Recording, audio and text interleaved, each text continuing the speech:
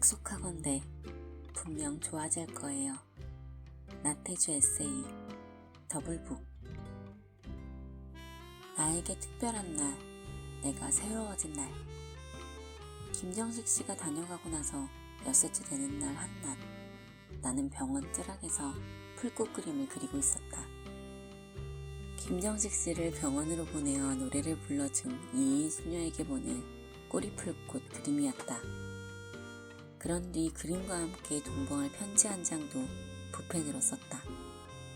그것들을 봉투에 넣어 이인 수녀에게 보낼 요량으로 병원 지하층에 있는 우체국에 가려고 엘리베이터 앞에 서 있었다. 바로 그때 핸드폰이 울렸다. 뜻밖으로 이인 수녀였다. 작년 여름과 마찬가지로 공주 쪽으로 강연하러 가는 길인데 마침 자동차 편이 있어 서울까지 올라가 병원에 잠시 들르겠다는 정갈이었다. 힘들면 안이 찾아줘도 좋다고 말했지만 이미 자동차가 많이 서울 쪽으로 근접하고 있다는 대답이었다. 병원에 온 뒤로 이상한 체험을 몇 차례 했는데 이인 수녀에 관한 일도 그 가운데 하나였다. 이쪽에서 그 사람을 골똘히 생각하고 있는 동안 저쪽 사람도 나를 생각해주는 일이 일어나는 것이었다. 서울 아산병원으로 와 처음으로 입원하는 날도 같은 시간대에 김남조 선생과 내가 마주 생각한 일이 있었는데 이번에 또 이인 수녀와 내가 같은 시간대에 상대방을 생각하고 있었던 것이다. 이런 얘기를 나중에 대전의 김백겸 시인에게 들려주었더니 심리학에서도 이런 경우를 동시성의 원리로 풀이한다는 이야기를 해주었다. 나는 붙이려던 편지를 들고 급하게 병실로 돌아왔다. 그런데 이인 수녀보다 먼저 찾아온 손님이 있었다. 그것도 한 사람이 아니라 세 사람씩이나. 모두가 나에겐 소중한 의미를 지닌 분들이었다. 한 분은 이중관 시인, 그리고 두 분은 이익로 목사와 사모님. 조금은 당황스러웠다. 이분들은 차근차근 따로 만나야 되는 분들인데 이렇게 엉켜버리고 말았으니 어떻게 조정해야 좋을지 망설여졌다. 이윽고 이인 수녀가 병실로 들어왔다.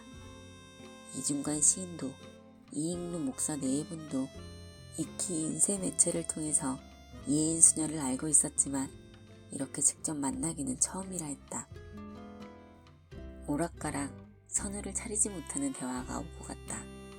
이로써 이인 수녀가 가수 김정식 씨를 보내어 노래를 불러준 것도 고맙고 직접 병실로 문병 온 것도 감사했다. 작년 여름에 이은 두 번째 만남이었지만 무척 친근한 마음이 들었다.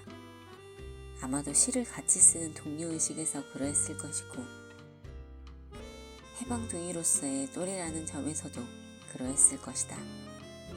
사진기가 있었으면 이중관 시인, 이인 수녀와 사진이라도 한 장 남겼을 텐데 병실에 묶인 몸이라 그런 마련이 없어 많이 아쉬웠다.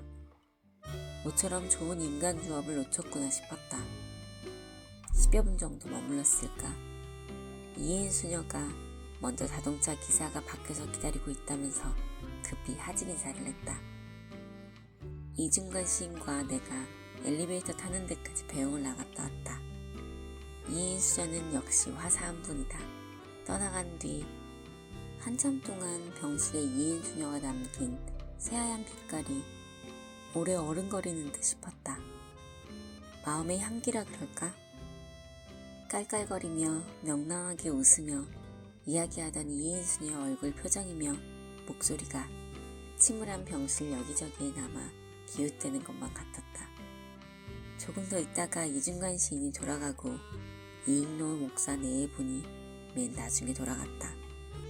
이익로 목사가 돌아가기 전 나는 또 기도를 부탁했다. 이 목사는 대전의 을지대학병원에 이어 두 번째로 기도를 해주었다.